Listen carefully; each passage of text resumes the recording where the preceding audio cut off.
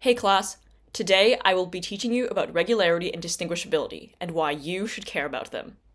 This is a sequel to my video about DFAs, so you should check that out if you haven't already. First, let's do a quick review of DFAs.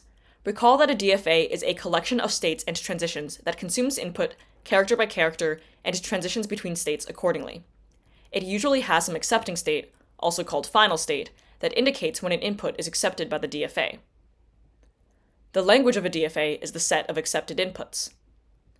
The D in DFA stands for deterministic, which means that each state must have transitions out for each input character. The F in DFA stands for finite, which means that there are a finite number of states and transitions. Understanding DFAs is important to understanding regularity, so if you want to see a more in-depth explanation, you should check out my video about DFAs. Now let's discuss regularity. A language is regular if it can be accepted by a DFA. So how do we show that a language is regular? We can do any of the following. Draw a DFA, show that the language has a finite number of equivalence classes, which comes from the Myhill-Nerode theorem, create a regular expression for the language, or use closure properties of regular languages. In this video, we are just going to focus on drawing a DFA because that's the simplest. Here's an exercise and a bit of review from last time. Can you draw a DFA to show that the language of bit strings with an even number of zeros is regular? I encourage you to pause the video to try this out for yourself. Here's the DFA that I came up with. Since we were able to come up with a DFA, this language is regular. Now let's talk about distinguishability. Given a language L, two strings x and y are distinguishable if there exists a suffix z such that exactly one of xz and yz is in L. A set of strings is pairwise distinguishable if each pair of strings in the set is distinguishable. For example, if our language is bit strings that end in 100, I'm going to claim that the set epsilon, which is the empty string, 1, 10, 100 is pairwise distinguishable. Let's see what pairwise distinguishability looks like for this set. Here I've created a table where each row corresponds to a possible pairing of strings from our set. Now let's fill out the rest of the table.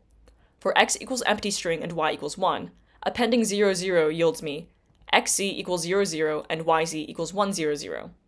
Then, xz is not an L and yz is an L, so empty string and 1 are distinguishable. Similarly, for x equals empty string and y equals 10, appending 0 yields me xz equals 0 and yz equals 1, 0, 0. Then, xz is not an L and yz is an L, so empty string and 10 are distinguishable. In the case of empty string and 100, 100 is already in L and empty string is not an L, so we don't have to append any suffix. We can do this by setting z equals empty string, and we get that xz equals empty string and yz equals 1, 0, 0. You probably get the idea now, so I'm just going to fill in the rest of the table.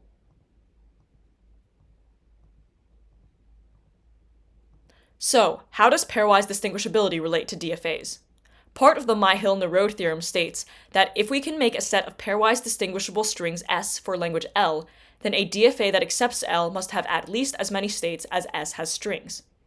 The intuition here is that each string in S must lead to a distinct behavior in the DFA, which would require distinct states. Here's an example DFA that corresponds to our language of bit strings that end in 100. Notice that our pairwise distinguishable set had 4 strings, and our DFA has 4 states. So what does all of this have to do with regularity? We just learned that if we can make a set of pairwise distinguishable strings S for language L, then a DFA that accepts L must have at least as many states as S has strings. So, if we have a pairwise distinguishable set S that is infinite, that means that any DFA that accepts L must have at least an infinite number of states, meaning that the DFA is not finite. Such a DFA cannot exist, so L is not regular. Let's go over an example of how to show that a language is not regular. We are going to use the language 0 to the n, 1 to the n as our example.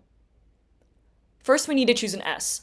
I'm going to choose S equals 0 to the n because I feel like I can use that to exploit the not symmetrical but sort of symmetrical adjacent property of L.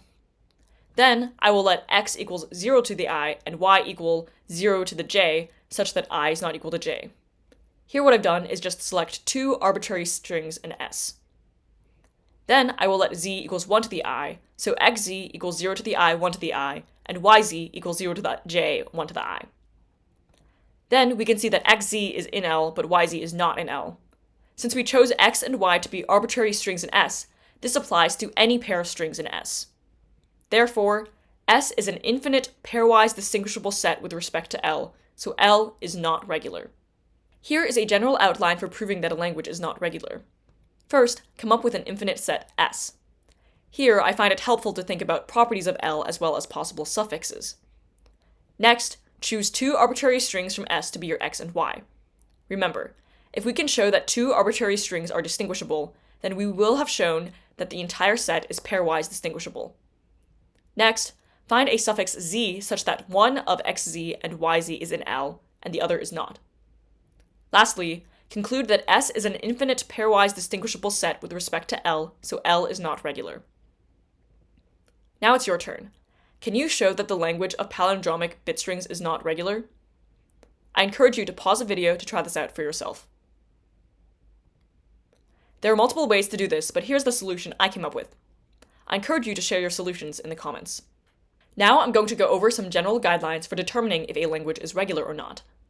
If your language has any of these properties, it is regular. Finite languages are regular. If your language is looking for a substring in a larger string, for example, strings that contain 100, then it is regular. If your language is looking for a particular character in any fixed length loop, for example, strings where every fourth character is a 0, then it is regular. Most importantly, if you can draw a DFA for your language, then it is regular. What are some cases where a language is not regular? If the language involves counting, for example, 0 to the n, 1 to the n, then it is not regular. If the language involves nested structures, for example, palindromes, then it is not regular. Most importantly, if you can construct an infinite set that is pairwise distinguishable with respect to your language, then it is not regular. So, why care about regularity and distinguishability? Knowing how to prove whether a language is regular or not helps you choose what model of computation is appropriate for recognizing that language. While a Turing machine is powerful, it is conceptually more complicated than a DFA, so it may not be necessary if we are dealing with a regular language. On the other hand, if our language is not regular, then we know we need some more powerful machinery like a push-down automaton or a Turing machine in order to be able to solve the problem. Let's summarize what we've learned today. We learned that a regular language is a language that is accepted by a DFA. So, one way to show that a language is regular is to draw a DFA that accepts it. We learned that strings x and y are distinguishable with respect to a language L if there exists a suffix z such that exactly one of xz and yz is in L. We learned that a set S is pairwise distinguishable with respect to a language L if each pair of strings in S is distinguishable. We learned that one way to show that a language is not regular is by finding an infinite set that is pairwise distinguishable with respect to that language. Lastly, we learned that we should care about regularity and distinguishability because knowing whether or not a language is regular tells us how powerful of a model of computation we need in order to solve the problem. Thank you so much for watching, and please, feel free to comment any questions you have about the video or any topics you would like me to cover next. I also welcome feedback for how I can improve my videos. As always, this is your CS Professor of Fun.